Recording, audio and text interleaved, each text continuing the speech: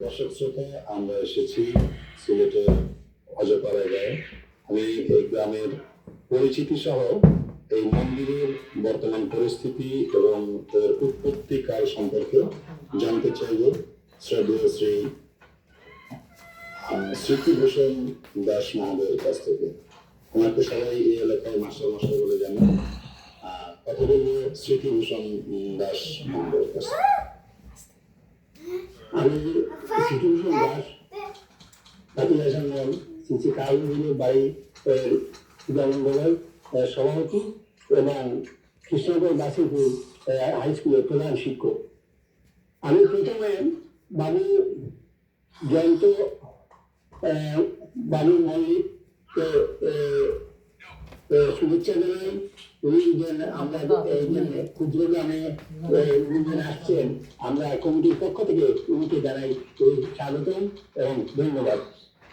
তাই এখন আমি আমাদের প্রতিষ্ঠানের লগ্ন থেকে শুরু করছি। আমি বিচারটা কোথায় প্রথমে বলি, এই প্রাথমিক সম্বন্ধে কারণের বাড়ি প্রায় 300 বছর হচ্ছে। কিন্তু কে প্রথমে নির্মাণ করলো বা কে করলো এটা আমরা মানে ক্লিয়ার জানতে পারছি না। শুধু ওটাই জানছি, কিন্তু প্রায় 300 বছর হচ্ছে ওই মন্দিরে বয়স। ওই মন্দিরে পরিচালন কমিটি যারা ছিলেন তারা অত্যন্ত দক্ষ সহিত মন্দিরে কাজ করেছেন এবং অনেক উন্নতি হয়েছে। প্রথমে আমি বলতে গেলে এই মন্দির গোটা ছিল তোমার দক্ষিণ মুখায়, এখনো আছে এটা করিয়া। আর পরে আমরা সংসার করিয়া এটা গোটা মানে পশ্চিম মুখা করছি। বর্তমানে এই পশ্চিম মুখা ঘরের ভিতরেই আমরা শ্রী কালুর ঠাকুর আমরা স্থাপন করছি এবং আমরা প্রতি বছর এবং পূজা দিয়ে আসছি।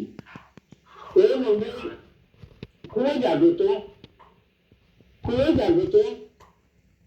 যে কোনো লোক অসহায় পড়লে বা বিরোগ্রস্ত হলে যদি বাবা কালুর নামে মানুষ করে সে রাই পায় অথবা সুস্থ হয়ে যায়।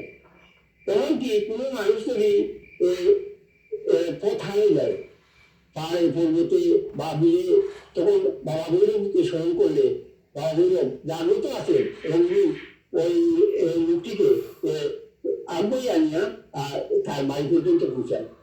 এইটাও প্রমাণ হয়ে গেছে। এই মন্দির প্রায় 20 শতাব্দীকাল এই মন্দিরটি প্রতিষ্ঠিত এবং আর আমরা এই মন্দিরটি উন্নতি করার লাগে আমরা বারবার আমরা চেষ্টা করছি এবং সরকারের সাহায্য সহযোগিতা চাচ্ছি, কিন্তু সরকার এত সাহায্য সহায়তা দেয় না। আমরা গ্রামের লোকরা তেমন প্রতাপশালী নাই, দরিদ্র বেশি, হিন্দু সংখ্যা কম, পুরাতন ধর্মাবলী কম টাকায় আমরা এই মন্দিরটা উন্নত করছি। আমি আশা করি যে ভবিষ্যতে আমাদের সাহায্য সহায়তা যদি সবাই করে তার এই মন্দিরটা আমরা পুরাপুরি করতে পারবো এবং আমরা আরো লোকজন মন্দিরে আসতে